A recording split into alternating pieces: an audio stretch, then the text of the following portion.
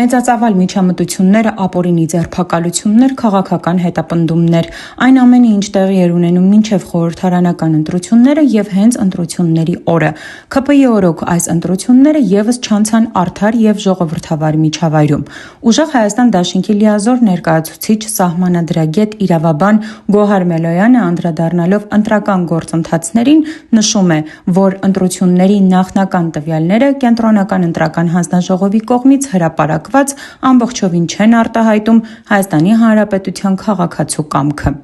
Ըստ մեր սահմանադրության ժողովուրդն է իշխանության աղբյուրը և նման ծավալի միջամտություններն ու ապօրինությունները գալիս են այս բացարձակ սահմանադրական ճշմարտությանը հակասելու։ Գոհար Մելոյանը նախ ներկայացրեց իր թիմակիցների ձերբակալություններն ու կալանքները։ Մեր քաղաքական ուժից մոտ տավորապես 700-ին հասնող մարդ է ձերբակալվել, կալանավորվել, այդ թվում օրինակ տարեց կանայք, ովքեր ընդամենը եկել և գրանցվել էին որպես ուժեղ Հայաստան կուսակցության անդամ, մարդկանց առավոտյան մտնում էին տներ, բերման էին ենթարկվում, բացառապես ահաբեկելու նպատակով, տանում հարցաքննում էին և այնուհետև բաց էին թողում։ Բազմաթիվ դեպքեր ունեն գրանցված, որ իրավապահ մարմինների կողմից նոր կարմիր գիծ հատվեց, երբ մարդիկ ձերբակալվում, բերման էին ենթարկվում և մարդկանց մոտ ժամեր շարունակ թույլ չէին տալիս փաստաբանի մուտքը։ Մելոյանի խոսքով մի շարք դրվագներով հանցագործության մասին հաղորդումներ են ներկայացրել։ Ասեմ ավելին, սա արդեն վաղուց չկիրառվող պրակտիկա էր, որը այս ընտրությունների նախօրեին վերակենդանացրեց իշխանությունը և ես շատ ցավում եմ, որ մեր երկրում իրավապահ մարմինները վերենացվել քաղաքական սպասարկուի։ Բանախոսը ընդգծում է, որ ընտրախախտումներն ու ապօրինությունները մասնավորապես իրենց ուժի նկատմամբ սկսել են ավելի վաղ, նախընտրական շրջանում։ Քարոզչության իրավիճակ։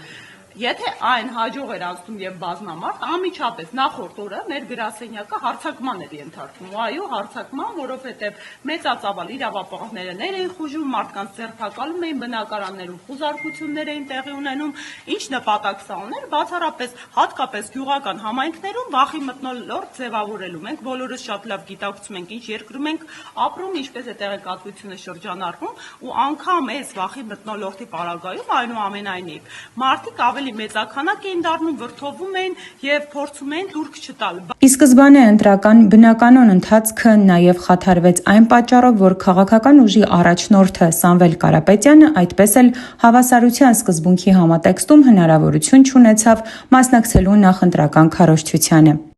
Բնականոն ընտրական գործընթացը սկսած այն հանգամանքից, որ մեր առաջնորդը Սամվել Կարապետյանը այդպես էլ հնարավորություն չունեցավ հավասարության սկզբունքի համատեքստում մասնակցելու նախընտրական քարոզչությանը մեզ հետ, մեր նկատմամբ խախտված է եղել։ Ու եթե օրինակ հակակոռուպցիոն կոմիտեի գործունեությունը ուղղակի դուք հետևեք, համեմատեք, ընդամենը օրինակ տեղեկատվական բլոկը, հայտարարությունները,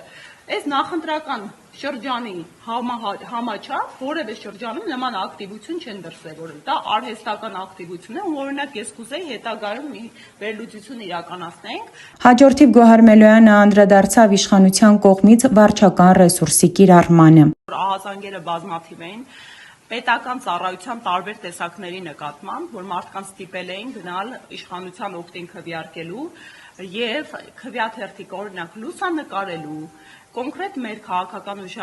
քվեաթերթիկը դուրս բերելու ի ապացույց, որ տվյալ անձինք մեզ չեն քվեարկել։ Ու մարդիկ իրապես վախենում էին ու հարկադրված էին այդ տեսանկարելը, լուսանկարահանելու process-ը իրականացնել։ Մելոյանի խոսքով ահազանգեր կան նաև այն մասին, որ մի շարք ընտրատեղամասերում մարդիկ արդեն նախապես ծոցագրպանում 16 համարի քվեաթերթիկով մուտք են գործել տեղամաս։ Ինչ վերաբերում է այս ընթացքում ներքին գործերի նախարարության աշխատանքին, Մելոյանը ընդգծեց. Գլոբալ միջամտություններից սկսենք, օրինակ ներքին գործերի նախարարության աշխատանքը ոչ միայն ընտրության, այլ նախընտրական ծիրում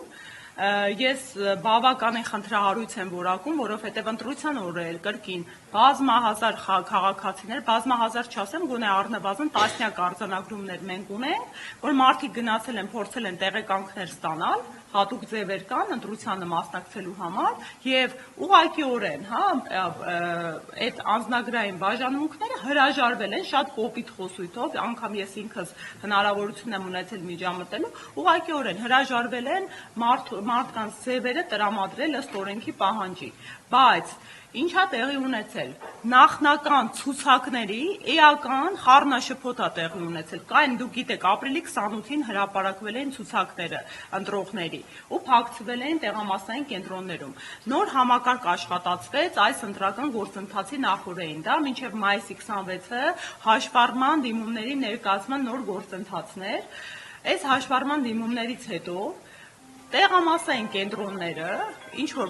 առանց ցուցակները, վերստին ցուցակները հրապարակում են, բայց քաղաքացիները գալիս են ընտրության եւ նախօրեին ստուգած լինելով, որ իրենք արկա են ցուցակում, իրենք ստորագրելու են այս տեղամասային կենտրոններում, հայտնաբերում են, որ իրենք այլևս ընդգրկված չեն ընտրողների ցուցակներում։ Ու էլի տասնյակ ահազանգեր այս դեպքերով մարդիկ գնում են անձնագրայինները հրաժարվում են մարդկանց հետ համագործակցել, այսինքն արհեստական եղանակով խոչընդոտում են մարդկանց իրավունքը եւ ընտրելու հնարավորությունը։ Ավելին, մի շարք դեպքերում առանց հիմնարար պատճառի չենք հասկանում, այդ եւս հետքերով գնալու ենք բացահայտելու ենք, ընտրատեղամասերի վայրը, ընդհանրապես հասցեները փոփոխվել են։ Այսինքն մարդը սովորույթի ուժով, դուք գիտեք, բնակիչները որպես կանոն գիտեն։ Ես գիտեմ, որ ես գնում եմ քվեարկելու այս տեղամասում, օրինակ իմ հետ եւս այդ միջադեպը տեղի է ունեցել։ Ես մշտապես քվեարկել եմ Մեսրոպ Մաշտոցի անվան համալսարանում, դա իմ ընտրատեղամասն է եղել։ Այն տեղափոխվել էր նախորդ ընտրություններից արդեն կոնկրետ ժողի տարածք, համալսարան։ Հիմա բազմաթիվ ահազանգեր քաղաքացիների, բնակիչների մշտական տեղամասերը տեղափոխվել է եւ նախորդիվ եթե ծանոթություններ էին տեղի ունենում առնվազն այն դեպքերի համար, ոչ թե համապետականից վերացարկվենք, որ հունիսի 7-ին ընտրություն է եւ դուք այս տեղամասային կենտրոնում եք քվեարկելու, տեղափոխվող տեղամասային կենտրոնների պայմաններում բնակիչներին չեն ծանոթել այդ մասին։ Հայք Նյուզ լրատվական